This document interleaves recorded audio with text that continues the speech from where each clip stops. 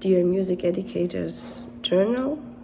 I am recording this video to comment on a few articles that I found very useful for my teaching practice, and also speak about my mission as a teacher and how I'm planning to involve parents and administrators more into my learning process, as well as how I could be creating a more useful curriculum for the student population that I'm teaching at the moment. So my student population is special education students with special needs, students who have a medical condition or severe behavior challenges, let's say like this. I'm working with middle and high school students in Brooklyn, and I found an article about building strong teacher-student relationships in pluralistic music classrooms by Ruth Gurgel.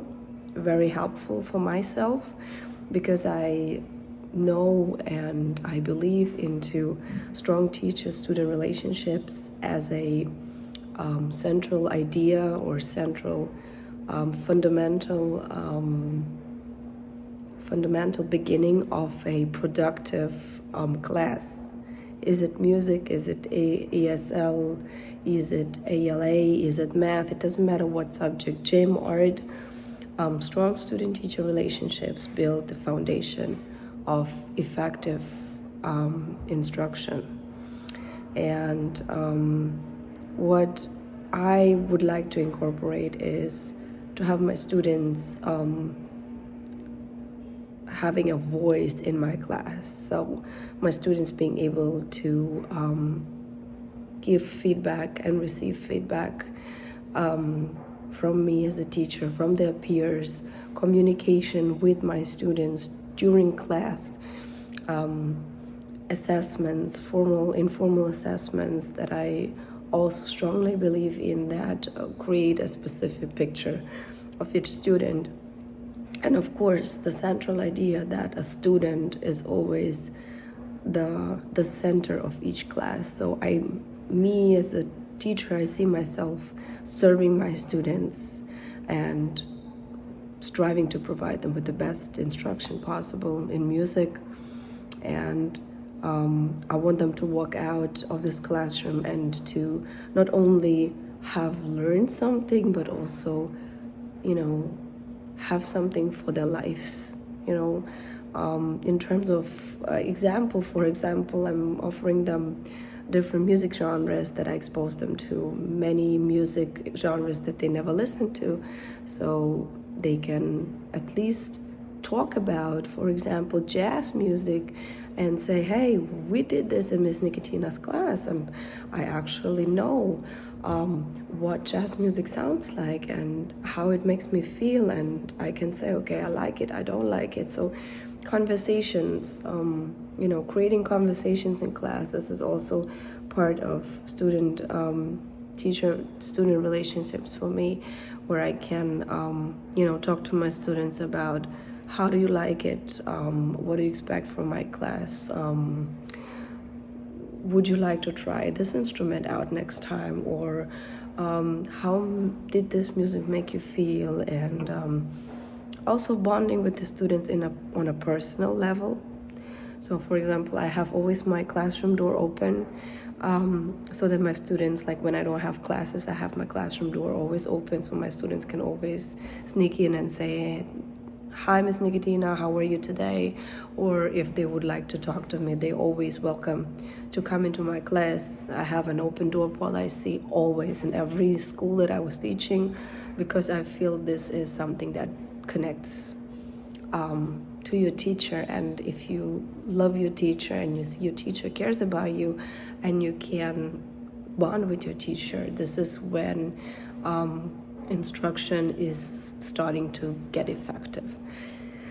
And also strong teacher-parent relationships is something that is very important for me, because parents always are interested in what their kids are doing in school, and they want to be, involved. They want to take part in the performances. They want to come and hear their kids singing, hear their kids playing instruments. They're so exciting always. So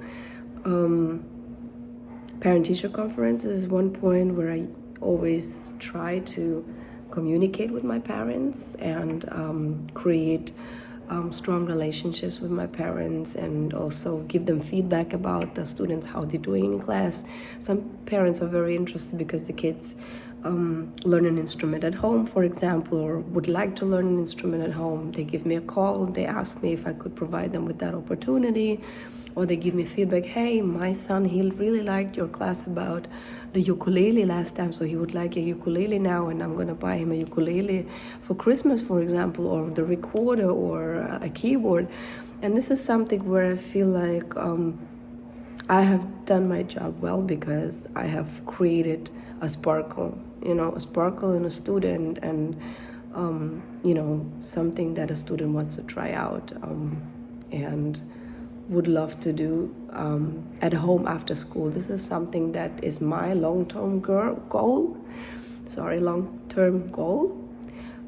to have my students, take that passion for music outside the school building, and say, okay, I would like to learn this instrument, or I love this music, I would like to listen to more of this music. Like, I like that jazz song that Miss Nikitina played for us in class. I would like to hear it again, or I would like to know more about jazz music. And then they're gonna start research at home. They're gonna start Google through websites. They might, have YouTube on and just want to listen to some more jazz music or pop music, whatever we do. What I find extremely exciting, by the way, when doing something with music genre, I like to expose my students to modern music, like 20th century, like electronic music, music for prepared piano, for example, like John Cage, something that is like really where you have like those weird sounds, and they're like, oh my God, what is this? And this sounds like a bottle. Oh my God, he used that bottle to create the sound on the piano, and things like that. And have them explore the different concepts of music. Hands-on instruction, this is something that I believe in. Project-based instruction is something that I believe in. I want my students to, be the ones who are, creating the lesson, basically. So me, with my lesson plan, I'm creating a frame, right? And they fill in with their ideas, and I just get them started. I give them different points of, inspiration, let's say, like that, to have them, get started getting creative. And here at this moment, I would like to talk about an article that has to do with improvisation. It's called Teaching Improvisation Elementary General Music by Rachel Whitcomb. That is also, that I also have read and was edited by the Music Educators Journal. So improvisation is a very, very important element in music class. And I have to admit that I'm not very, I would not say good at that, but I'm like a little bit like anxious to implement that element into my classroom. I used to do that with elementary school kids when I used to teach elementary grades. And it was pretty cool. The kids loved it, like with Orff instruments, improvising like small melodies and like picking up like nursery rhymes, like Mary Had a Little Lamb, for example, and improvising on that song, for example. But like in terms of middle and high school, I'm still a little bit like beginner, but I would love to work on that, definitely, and educate myself a little bit more, because I believe that improvisation opens up a lot of different ideas and opportunities for the students during class, and gives them a push, to explore the music that they hear. right?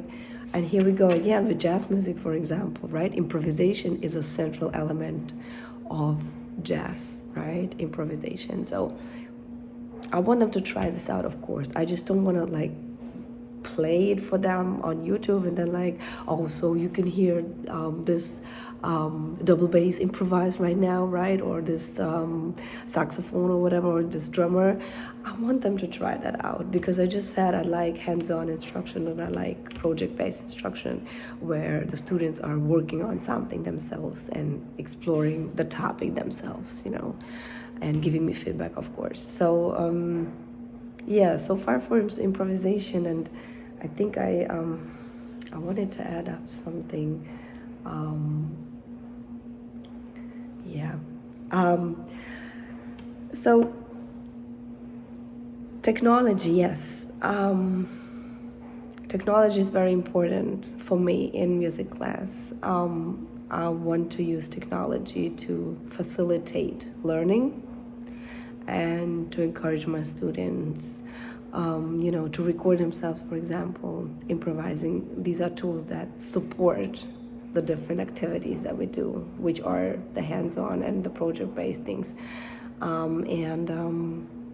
When they improvise, for example, they could be like recording themselves and then listening to each other and then giving feedback. You know, this is something that I would love to do, like technology, because technology is very important as our students live with technology. Technology is everything nowadays. This is something that I would like also to incorporate more into my teaching. Although I use a lot of like, boards and iPads, things like that. But in terms of like recording, this would be something that I would like to try out. So how would I like to have my administrators involved more into my instruction? So co-teaching is something that I really love to do and that our school is practicing. Basically where the administrators come in, the assistant principals come in and co-teach a lesson with you. And I feel like this is a very specific atmosphere because like they're not really prepared, and then there are different conversations going on, and if this is a topic like that they are very like interested in themselves and can identify themselves with, this class is always like really a lot of fun, and they get to see your work. So it's like not they coming in to observe you like, oh, he's coming in for 15 minutes and sitting down, so I have to be like prepare right now to show the best instruction possible. No, it's like a very like easy atmosphere, you know, like a very light atmosphere. There is no like obligations or expectations. You just teach your class and your APs like just like your, you know, colleague. Like you turn out to be like two teachers. There is no like admin and teacher all of a sudden, like you're on the same level, you know, and it's cool. I mean, of course, if you have a good relationship to your AP. So this is something that I feel like my administrators like to do when they come in and they, you know, co-teach with me a class, where they also get to see my work. What else? Yeah, once again, the parents involve them through performances, invite them to concerts, have them, you know, participate in their kids' achievements in music or in different other subjects, and just let them be part, you know, part of the classes, part of their school life, you know, have them, inform them a lot, like maybe a parent guide that explains, you know, what work you're doing, what you're planning to teach the kids for this particular year, what units you have prepared. A parent guide is very effective in terms of having parents involved and just knowing what's going on in school. How do I stay abreast of local, state, and national policy decisions related to the field of music education? I feel like there is a lack of curriculum for music teachers, cluster teachers in general. And of course, special education is a separate topic for it. So I feel like this is something that we should work on, we as educators, and the state, the local agencies that work with the DOE, should be creating for cluster teachers, definitely, because we really have a lot of challenges because of this, because we don't have our own curriculum. So we basically have to create a curriculum for ourselves, which sometimes is not easy because it has to be a culturally responsive curriculum. And I think that cultural responsibility is a big topic if speaking about curriculum, because beside of the fact that the curriculum should be always flexible and open for changes, because you as a teacher should be always looking for different things that you can apply and what could you change, what can you implement, because you're teaching different student populations, you're teaching different students every year, right? If you're teaching 8th grade, it doesn't mean that you have the same students every year in terms of cognition and academic level. They're very different. In specifically special ed, kids are very different, like inside the class. Like some of them are like very high functioning, then others are like very low functioning. They might be in the same class. So these are the challenges that we face when we create a curriculum, like in general for every subject, but specifically for music.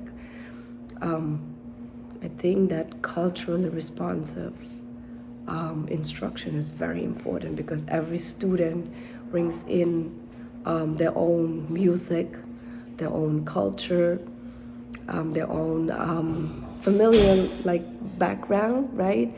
So we as music teachers should be always open for different ideas that our students bring in, and would like to share. And we want, of course, to support them in that. We want them to share what is important for them, what they can identify themselves with. And we want to share it with our other students. We want to make them understand and acknowledge, okay, this student likes to listen to this type of music, and this student likes to listen to this type of music. So we have a very diverse population. I'm speaking about New York City, but I believe it's not only in New York State like that, or New York City like that. We have many different states and cities where we have a lot of different cultures and backgrounds, and students that have a lot of lots of different traditions that they would like to share. So we need to give them that space in the classroom, and this is culturally responsive teaching for me, providing them with a safe and with a safe space and a space where nobody's being judged. Nobody's being judged by their skin color. Nobody's being judged by the music that they listen to. Nobody's being judged by the country they come from, because we have a society that is like multicultural, and we need to acknowledge that. And we need to teach our students, our children, like my children at home, I'm teaching them that there are other people around you with other traditions, other cultures that you have to acknowledge. You don't have to like it, but you have to acknowledge it. And you have to respect the fact that somebody likes this music and you might not like it, which is okay, but you should know about it. You should have heard it once, right? Like for example, my Hispanic students, I never knew what bachata is, for example, right? And then they would play it for me, and I really liked it. I had to dance to this, right? Because it's a dancing music, right? Question is if I'm going to listen to this after in my private time, but like at this moment I was like, whoa, bachata, like sounds very interesting, and it makes me feel good. It's music that makes me want to dance. It's a happy music. It's a, moving music, and a music that comes from a country where it's like warm and where there's like vacation mode, so things like that. And I love learning from my students. I learn with my students. I grow with my students. And I think this is what makes me a good teacher.